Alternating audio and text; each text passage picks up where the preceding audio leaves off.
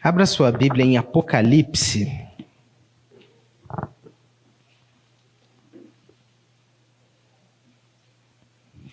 Capítulo 2, a partir do versículo 18.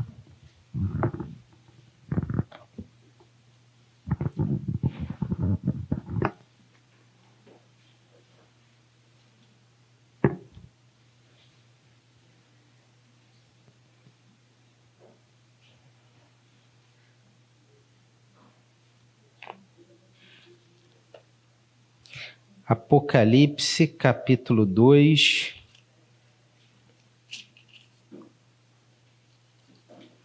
a partir do versículo 18.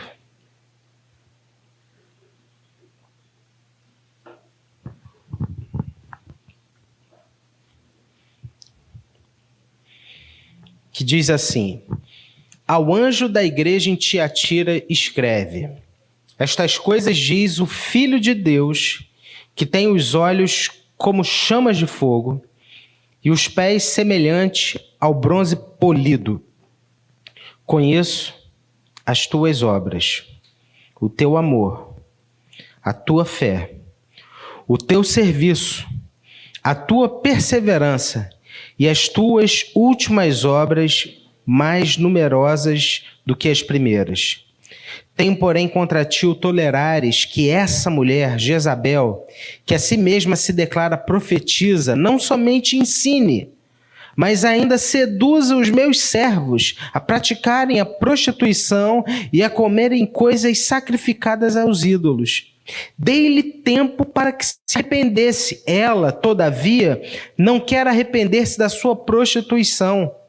Eis que a prostro de cama, bem como em grande tribulação os que com ela adulteram, caso não se arrependam das obras que ela incita. Matarei os seus filhos, e todas as igrejas conhecerão que eu sou aquele que sonda mentes e corações, e vos darei a cada um segundo as vossas obras. Digo, todavia, a vós outros, os demais de Tiatira, a tantos quantos não têm essa doutrina e que não conheceram, como eles dizem, as coisas profundas de Satanás, outra carga não jogarei sobre vós. Então somente conservai o que tendes até que eu venha. Ao vencedor, que guardar até o fim as minhas obras, eu lhes darei autoridade sobre as nações, e com um cetro de ferro as regerá e as reduzirá a pedaços como se fossem objetos de barro. Assim como também eu recebi do meu Pai, dar-lhe-ei ainda a estrela da manhã. Quem tem ouvidos, ouça o que o Espírito diz às igrejas. Vamos orar mais uma vez? Pai, fala ao nosso coração, que o teu Espírito traga luz e entendimento a isso que nós acabamos de ler aqui. Que o nome de Jesus seja glorificado e conhecido. Através da nossa vida, que nós possamos ser também cartas vivas, escritas pelo Senhor. Nos usa, Pai, com poder e graça, em nome de Jesus. Amém. Tiatira, a gente vem falando aqui sobre as cartas do Apocalipse. Os capítulos 2 e 3 do livro de Apocalipse são dedicados às cartas às igrejas da Europa e Ásia Menor. Eram igrejas que eram igrejas novas, recentes. Só para que você entenda, essas cartas foram escritas pelo apóstolo João através de uma revelação que ele recebeu do próprio Senhor Jesus no final da sua vida, na ilha de Patmos. Então, só para você se situar, o apóstolo João viveu com Jesus. Se ele está aqui agora no final da sua vida, é provável que essas cartas tenham sido escritas aproximadamente entre o ano 60 e 70 depois de Cristo. Ele agora, no final da sua vida, é levado pelo Espírito até a ilha de Patmos e recebe do Senhor Jesus a revelação sobre o que estava acontecendo em 7 igrejas. Preste atenção, eram igrejas muito recentes, novas, e que enfrentavam dois grandes dilemas. Primeiro, o dilema do conhecimento e da aplicação do evangelho. Eram igrejas novas, você não tinha líderes experimentados, você não tinha ali naquela igreja pessoas com uma fé profunda e solidificada. Eram igrejas que cresciam muito, mas que não tinham necessariamente um embasamento bíblico necessário. Isso era um problema. Um segundo problema que eles enfrentavam era perseguição religiosa. E aí, deixa eu explicar uma coisa para você. Você sabe o que é perseguição? Perseguição é o seguinte, é falar para você, você é crente? Então, olha, se você é crente, eu não vou mais vender no meu supermercado para você, só porque você é crente. Você é crente? Então eu sou médico, eu não cuido mais de você. Você é cristão? Então, a partir de agora, eu não me relaciono mais com você. E além de ter todas essas portas fechadas, eles corriam o risco da própria vida. Ou seja, queriam matar os cristãos não podiam viver na sociedade, usufruindo das benesses da sociedade, eles eram limitados e corriam risco de vida a todo momento. Essa era a perseguição religiosa naquele tempo. Então, as igrejas que são citadas aqui no Apocalipse, além de serem novas igrejas, terem líderes inexperientes, às vezes uma visão do evangelho ainda não tão profunda, eles sofriam também grande perseguição. E aí, nesse contexto, a gente tem a carta à igreja de Tiatira. Tiatira era uma cidade que ficava entre grandes cidades. E havia uma particularidade em Tiatira. O comércio de Tiatira, ele era muito organizado. Existiam associações. E Tiatira era muito conhecida pela produção de ferro e também pela produção de púrpura, tinta, essências de perfume. Inclusive Lídia, ela é citada aqui na Bíblia, ela era uma mulher de Tiatira e ela vendia linho de púrpura, ela tinha especiarias que vinham de Tiatira e ela era uma mulher assim dotada nesse tipo de serviço. Nesse contexto, esses comércios, eles eram muito unidos. Como eu falei, existiam associações. E sobre cada associação existia um Deus. Olha só. Então você imagina como que se fosse assim, os restaurantes da Taquara, eles tivessem uma associação e para a associação dos restaurantes da Taquara existia um Deus. Era isso. Então, os vendedores de púrpura tinham uma associação, e sobre eles um Deus. Os produtores de ferro tinham uma associação, e sobre eles um Deus. E nesse contexto, havia uma mulher. Jezabel é um nome fictício, que remete à história de Jezabel. Você conhece quem foi Jezabel? Você se lembra de Jezabel? Jezabel, lá em Israel, tinha aquela rainha gentia, lá que o rei Acabe havia sido perseguido pelos profetas de Deus e promovido à típica adoração, uma adoração sexual desenfreada ao deus Baal.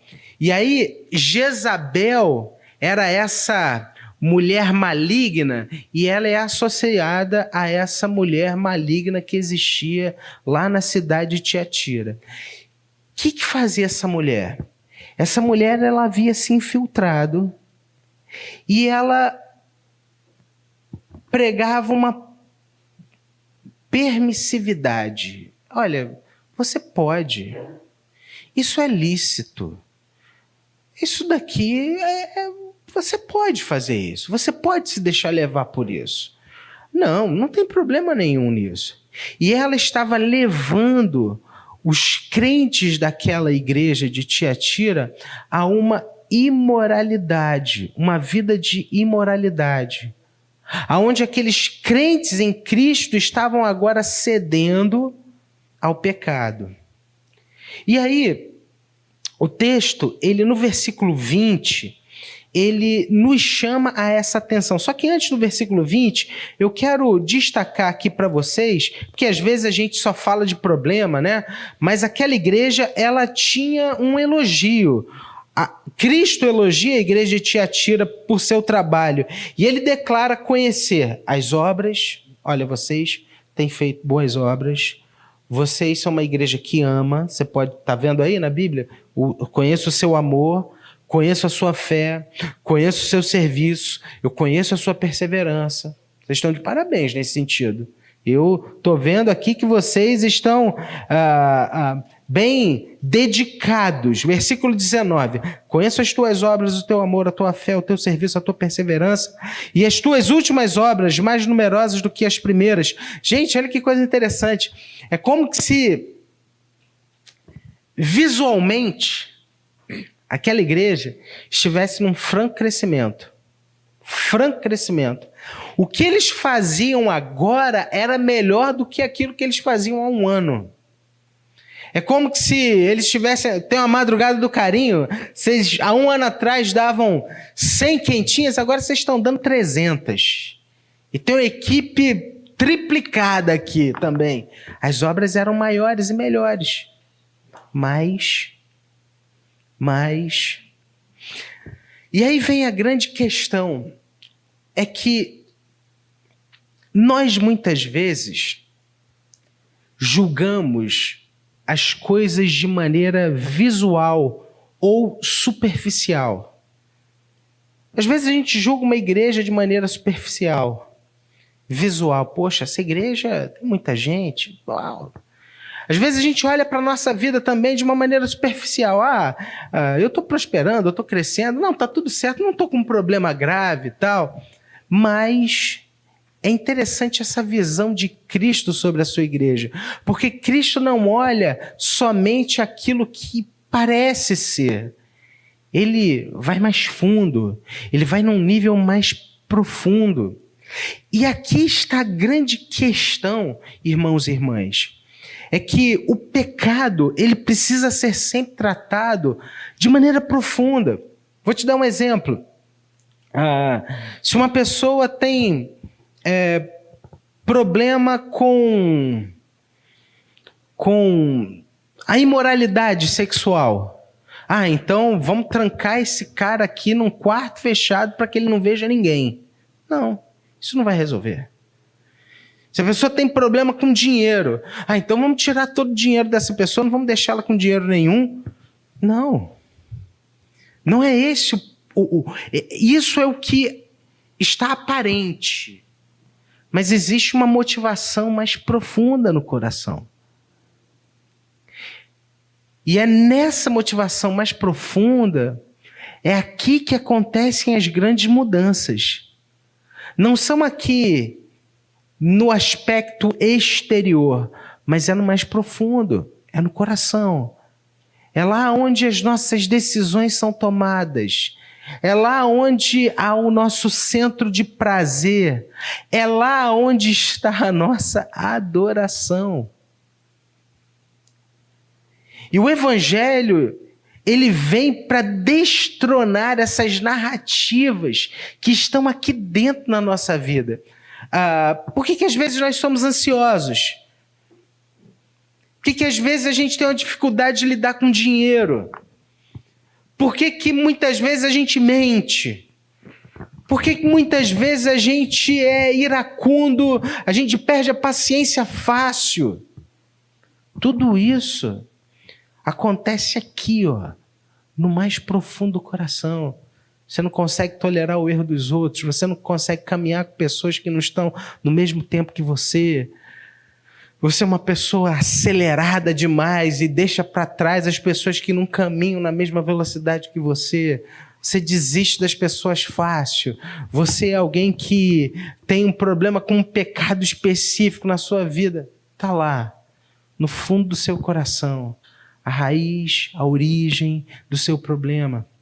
E quando Cristo ele entra na nossa vida, e louvado seja Deus por isso, a partir da sua mensagem, a partir do Evangelho, ele vai penetrando nas camadas mais profundas do nosso ser, para que a gente entenda que ele é Senhor e que ele não tolera adoração a outros deuses. Às vezes a gente acha que adorar a outros deuses é ter a imagem de um santo dentro de casa. Eu entendo que não convém isso, mas a adoração a outros deuses é também você ser orientado pelas coisas, ao invés de ser orientado por Deus. Às vezes o seu dinheiro é o seu Deus. E você tem um apego ao dinheiro. E o seu apego ele é tamanho que você entra em crise quando vai chegando no final do mês e você começa a se lembrar das contas que você tem para pagar e você olha para sua carteira e você vê que não tem dinheiro. Ou que não tem tanto quanto tinha no início do mês. Talvez seu grande problema seja dentro da sua casa, pessoas que hoje já não te obedecem, que você não consegue controlar mais. E aí você fica desesperada. Por quê? Porque você é uma pessoa controladora, tem tudo aqui na sua mão, só que, olha, vai chegar um momento que as coisas... Você vai ver que você acha que tem um controle, mas você não tem. E qual é o pecado, qual é o ídolo de uma pessoa controladora?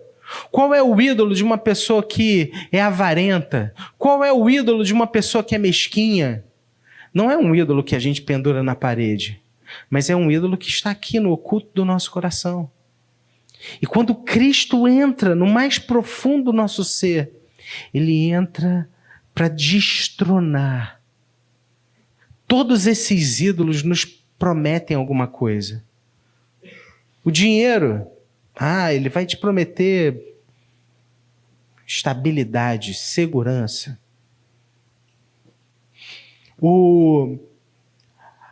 A imoralidade sexual vai te prometer um alívio, vai te prometer um prazer, um descanso. A mentira vai te prometer o quê? Uma resolução fácil de um problema, ou conseguir chegar onde você quer chegar.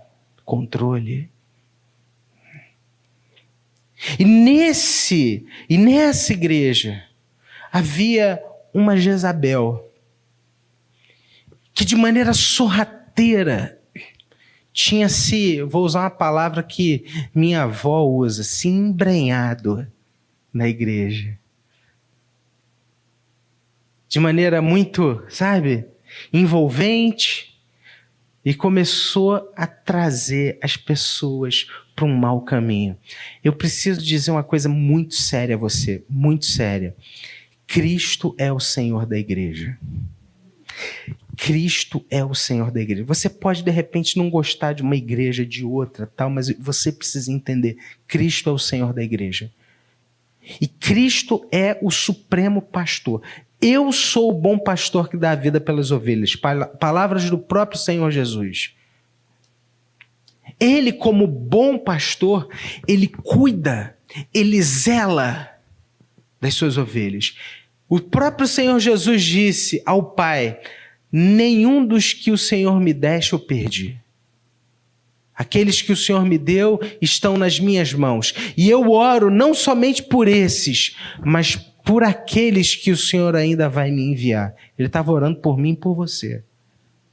Ele é Senhor.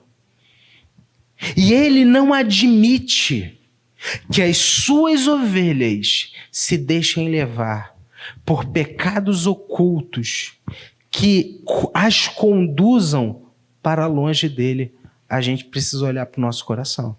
A gente precisa se autoavaliar. A gente precisa reconhecer o que está errado. A gente precisa atentar para aquilo que está acontecendo no mais profundo do nosso coração. Será que tem alguma história rolando aqui dentro que tem nos puxado, nos tragado para longe de Cristo? Nos colocando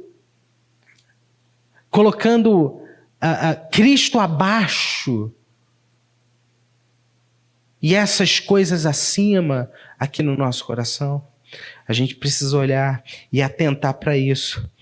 Tenho, porém, contra ti o tolerares a essa mulher Jezabel. Versículo 20. Só que a palavra é dura, irmãos. A palavra aqui foi dura. Não foi fácil, não foi leve. Olha o que ele fala aqui. Versículo de número 21. Dei-lhe tempo para que se arrependesse. Ela, todavia, não quer se arrepender da sua prostituição. Agora vem o duro aqui. Olha aí, versículo 22.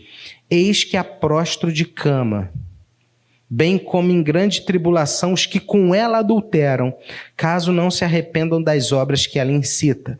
Matarei os seus filhos, e todas as igrejas conhecerão que eu sou aquele que sonda mentes e corações, e vos darei a cada um segundo as suas obras. A coisa é séria. O Senhor Jesus, o Supremo Pastor, ele vela, ele cuida das suas ovelhas e da sua igreja. Ele não tolera o pecado.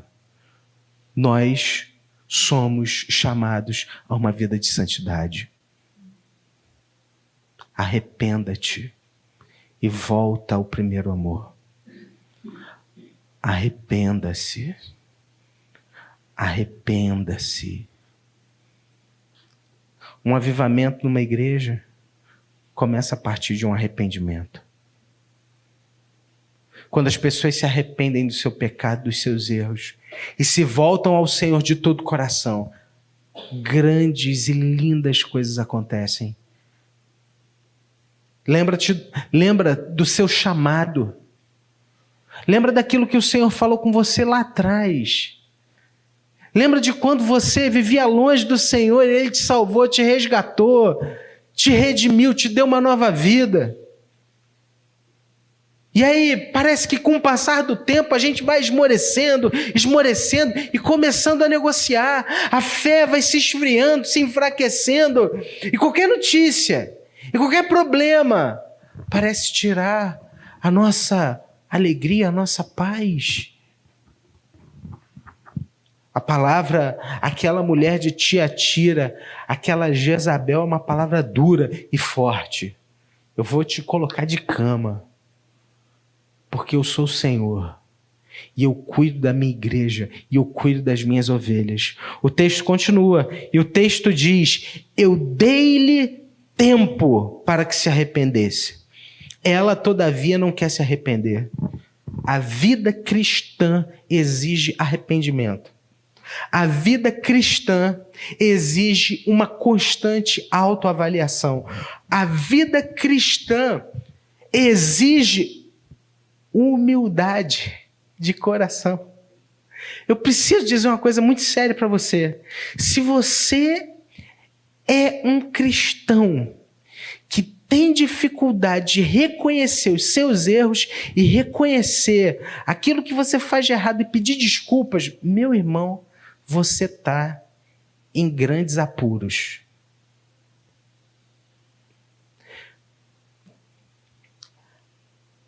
Quando a gente erra e a gente fala assim, olha, rapaz, eu errei mesmo, me perdoa.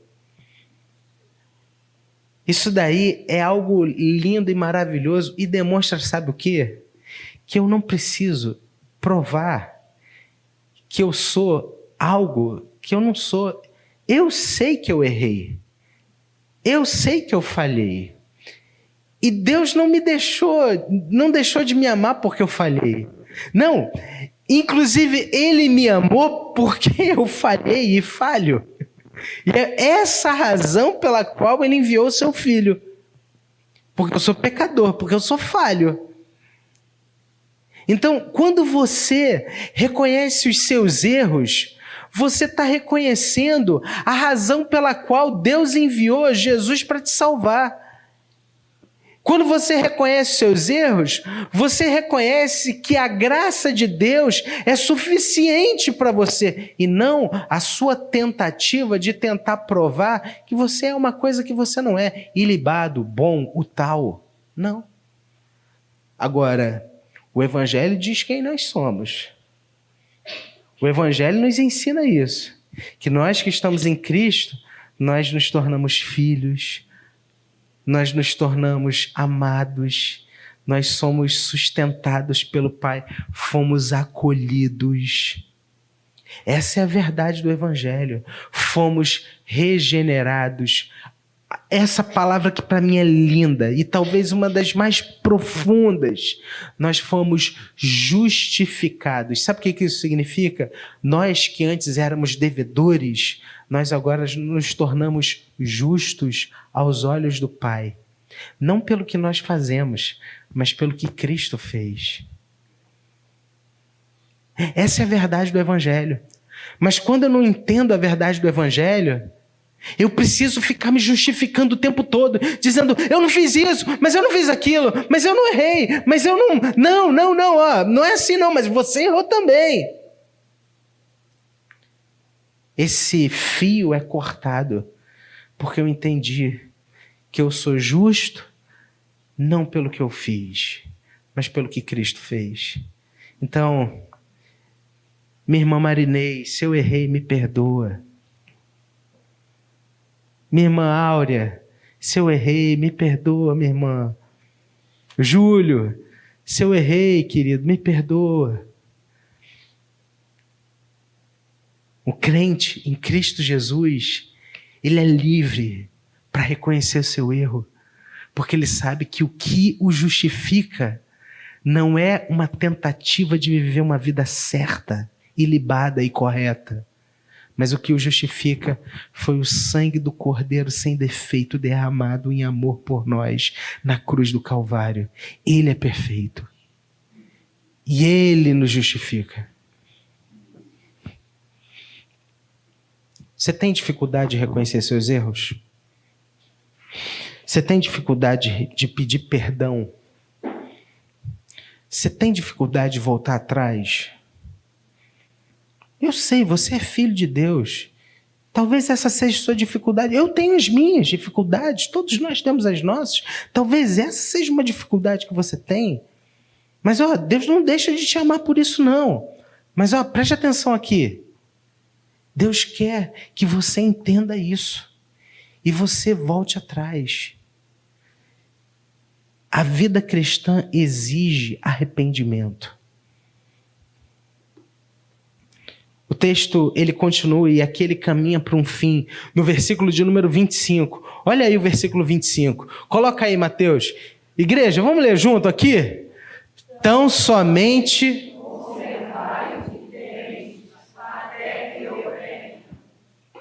Quero ouvir os homens lendo comigo. Vamos lá, homens. Tão somente conservai o que tendes até que eu venha. E agora as mulheres. Tão somente conservai o que tendes até que eu venha. Outro dia eu comprei um queijo. Gente, eu amo queijo. E aí, só que é assim, né? Queijo você tem que tomar cuidado, senão estraga, né? E aí... eu comprei o queijo e tal e tudo mais. Minha esposa, o queijo estava em cima da pia, ela de qualquer maneira botou o queijo na geladeira. Aquilo foi uma assinte para mim. Sabe aquele negócio que você fala, ela não fez isso. E eu falei assim, Carolina, o queijo foi caro, você colocou aqui, você nem fechou o pote e tal. Ah, André, eu não esqueci, eu tava na correria e tal e tudo mais. Eu falei, não, ó. Aí eu fui explicar, você tem a mania, tô ficando velho, gente, velho, a gente tem mania, entendeu? 43 anos. Eu falei, não, a questão é assim, ó, você pega, você embala, você fecha, tal, tem que fechar, coloca nessa prateleira aqui que é melhor, tal, pronto. Aí falei para ela, pô, André, mas precisa fazer isso tudo? Eu falei, não, então, para ele ter uma sobrevida. A gente vai comendo de pedacinho em pedacinho e não estraga, tal, né? Aí, Conservar. Já reparou que a gente consegue conservar aquilo que a gente ama? Eu tenho uma roupa, uma blusa que eu tenho há 10 anos. Ela está conservadinha. Né? Aquilo que a gente ama, a gente conserva. E o chamado de Jesus para a igreja é: conserva o que você tem. Conserva o que você tem. E ele está falando isso de quê? Ele está falando isso da fé. Conserva a fé que você tem. Conservai o que tendes até que eu venha.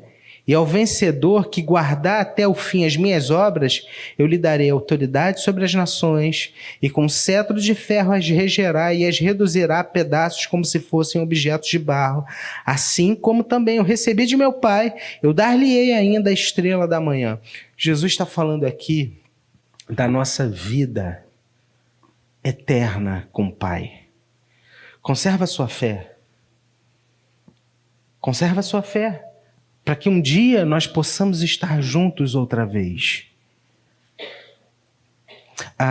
E aí eu queria perguntar para você, como é que a gente conserva a nossa fé? Essa é uma pergunta interessante, importante aqui para a gente. A Bíblia fala sobre a importância da oração. Orar é falar com Deus. Orar é estar em comunhão com o Senhor. Quando a gente ora, a gente está numa conversa franca e sincera com Deus.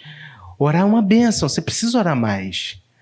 Mas quando a gente lê a Bíblia, Deus fala com a gente. A Bíblia é a revelação perfeita de Deus. Você quer conhecer a vontade de Deus? Leia a palavra. Tem gente que às vezes corre aí fora para tentar ouvir uma revelação de uma irmãzinha, um irmãozinho. Ei, cuidado. Cuidado.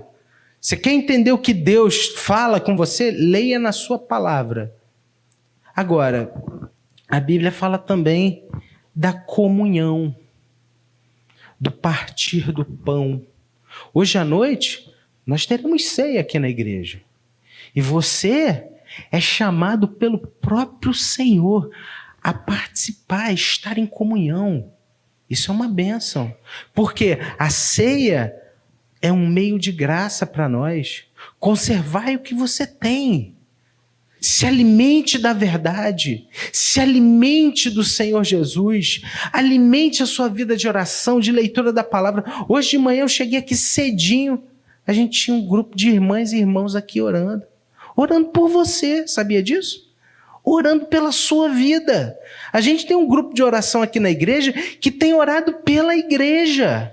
Você está convidado a participar também. Então, nós precisamos dessas disciplinas espirituais para guardarmos o que temos. Não negligencie o vir à igreja, o estar em comunhão. Eu fiquei feliz, mas vocês estão de parabéns hoje. Estou vendo todo mundo de casaquinho aqui. Tava mó frio hoje de manhã, não estava, gente? Mas você veio. Gente, hoje eu acordei de manhã e minha esposa falou: André, vamos? Eu falei: olha só, são 6h45, tá cedo. Calma. Ela já queria vir aqui 8 horas para resolver os negócios das crianças. Eu falei: calma, peraí, tá muito frio. Aí eu fui vencendo aquilo ali. Não, vamos. E viemos. Gente, se foi difícil para você, foi difícil para mim também, eu confesso. Mas olha que bênção é quando a gente está aqui junto. Deus derrama da sua bênção sobre a sua igreja. Não negocie isso. Conserve o que você tem. E viva para a glória de Deus. Talvez... E a gente orou aqui por alguém, não foi? Talvez exista uma pessoa que você conheça, que você precise convidar. Olha, vamos para a igreja. Vamos ouvir a palavra de Jesus. Vamos conhecer mais daquilo que Deus tem para você. Seja você agora uma bênção na vida de outras pessoas também. Porque o dia mau vem. Deus está chamando a sua igreja para perto dele. Deus está reunindo as suas ovelhas. Olha os sinais dos tempos. A gente está lendo aqui o livro de Apocalipse.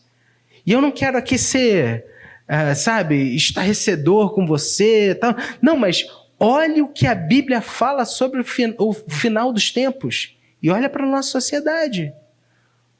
O Senhor Jesus está voltando para levar a sua igreja. E o tempo urge, irmãos. Nós precisamos anunciar essa verdade. Ei, vem para perto do Senhor. E quanto a mim e a você, vamos conservar aquilo que o Senhor nos deu. A fé é um presente de Deus para nós. Como é que está a sua fé hoje? Como é que está a sua fé em Jesus hoje? Talvez você diga assim, pastor, estou precisando de um saculejo, sabe? Estou precisando aquecer minha fé. Estou precisando voltar. O Senhor Jesus está te chamando para isso. Voltar para Ele.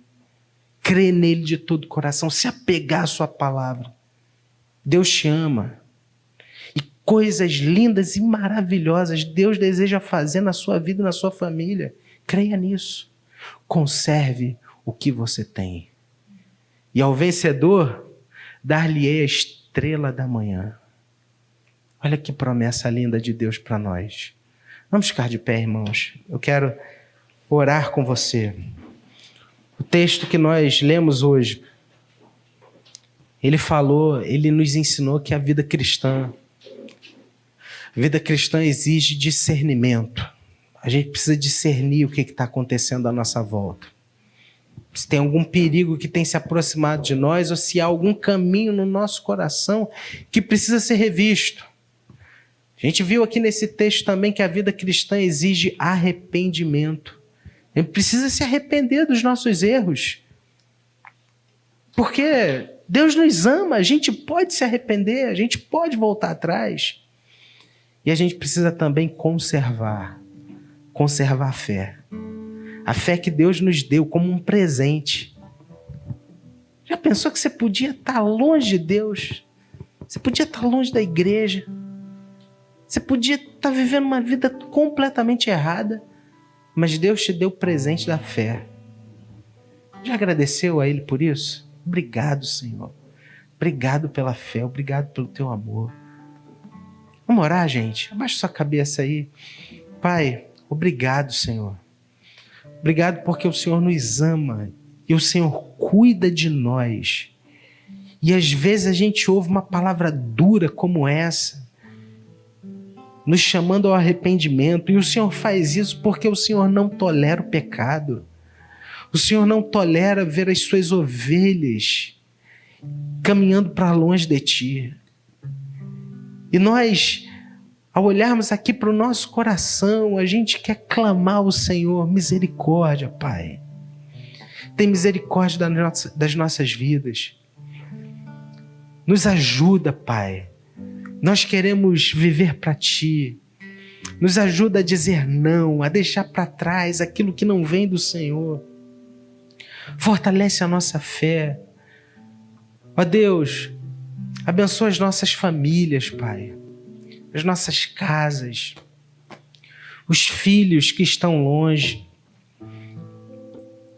Coloca da Tua paz no nosso lar.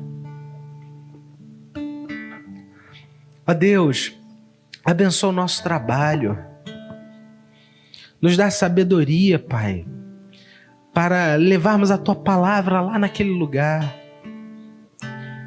E, Senhor, nos dá também discernimento, muito discernimento, para que a gente possa identificar aquilo que não vem do Senhor. Agora, Pai, nós também queremos conservar aquilo que o Senhor nos deu. A nossa fé. A obra de Cristo que o Senhor um dia realizou na nossa vida, Pai.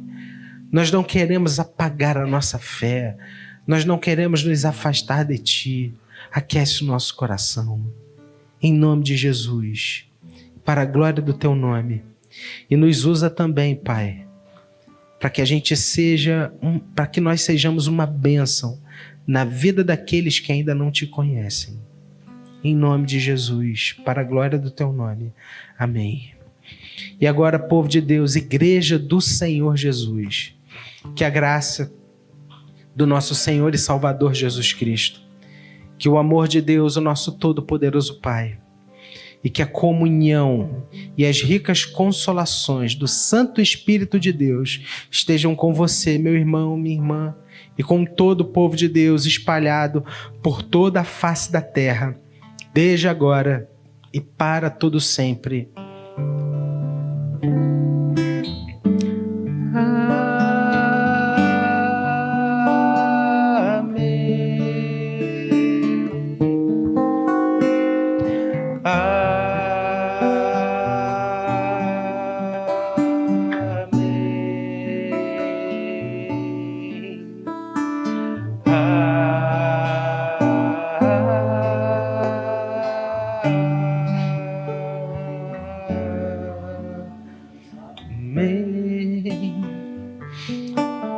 Amém. Antes de nós nos despedirmos, eu quero lembrar, hoje à noite teremos Santa Ceia e terça-feira, encontro com Cristo aqui na nossa igreja, 7h da noite. Amém? Dá um abraço aí no seu irmão, na sua irmã, deseja a ele, a ela a paz de Jesus. Isso. Deus te abençoe, te guarde, te fortaleça. Isso aí, meu irmão.